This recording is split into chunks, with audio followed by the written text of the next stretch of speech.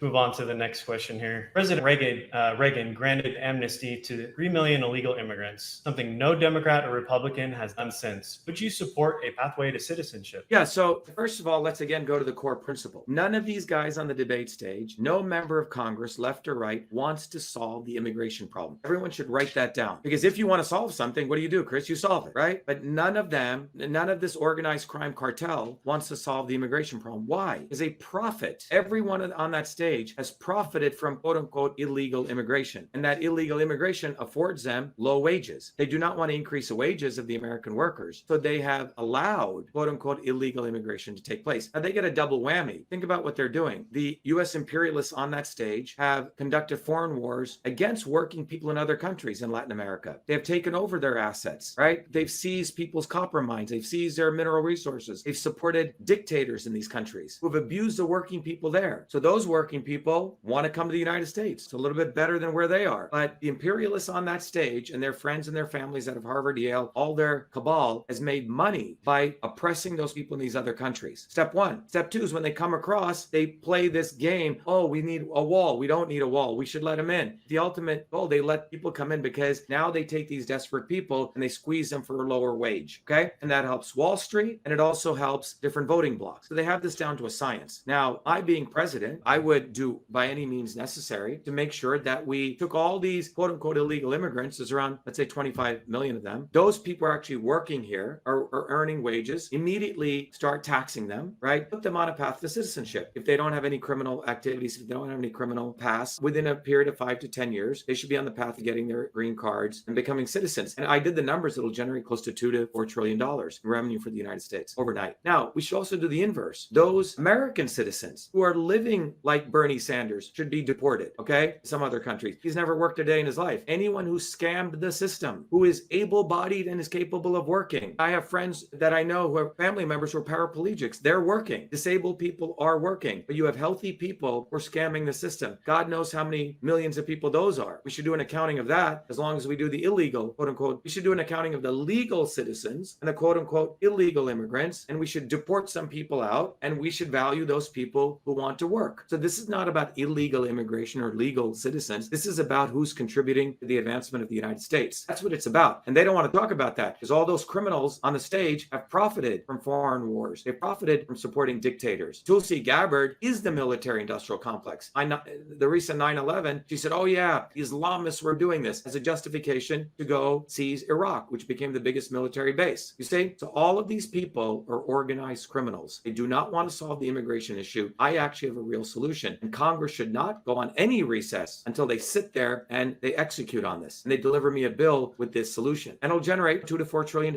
in actual capital for the United States budget. We'll have a surplus overnight from it. Right now, the US budget is $4 to $5 trillion. We'll be generating a surplus of $2 trillion just from that. I love it. I definitely think many immigrants coming across the border are good people and they just want a better life for their families. And I think everyone, your parents were immigrants. My parents were immigrants. I'm an immigrant. Everyone's an immigrant. Who's not an immigrant? Even the Native Americans were immigrants. They immigrated over wherever, right? Either they came from below, from South America, or from North America. This land is a land of immigrants. That's what makes it amazing. So we need to support people who actually want to work their butt off, not exploit them. Yeah.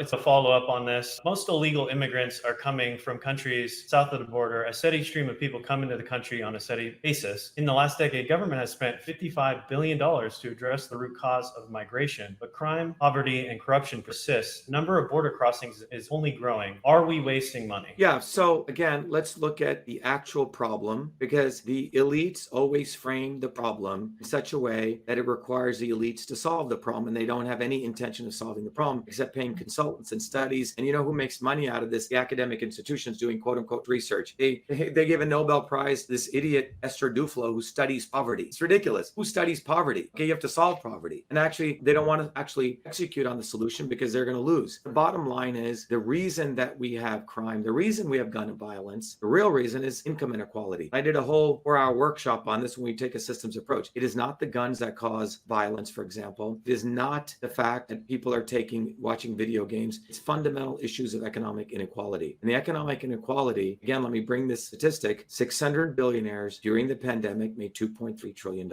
Now, if you see that kind of stuff and you're living in a neighborhood where blocks away and you live in a ghetto neighborhood and blocks away there's a very wealthy wealthy, super wealthy neighborhood, I think you're going to get a little bit upset, especially if you're a child growing up in that environment. What does that do to you psychologically? Some people may accept it. That's just the way it is. There's going to be rich and poor people all day. I'm going to have to live in a paper bag, and that kid who's had a birth lottery gets to live in a 20-story mansion. Some people may accept that, but there's going to be definitely a set of people who are going to get angry at this. And there's been a lot of wonderful papers done on that, what economic inequality does to enrage people. So crime is directly a function of economic inequality. That's where it comes from. And added to that, there's also enough data to show if a child growing up in a poverty-stricken neighborhood at least has one mentor, somebody who loves them and cares for them. It could be some friend, neighbor, single mother, single father. They always make it out of it. And I have many examples. So it's the individual's relationship to other people. So we need to create this environment where we really reduce this economic inequality. And the way to do that is we need to support people who actually work for a living. We are supporting a whole bunch of people who do not work anymore on one extreme, and the other extreme, people who do not work anymore except move capital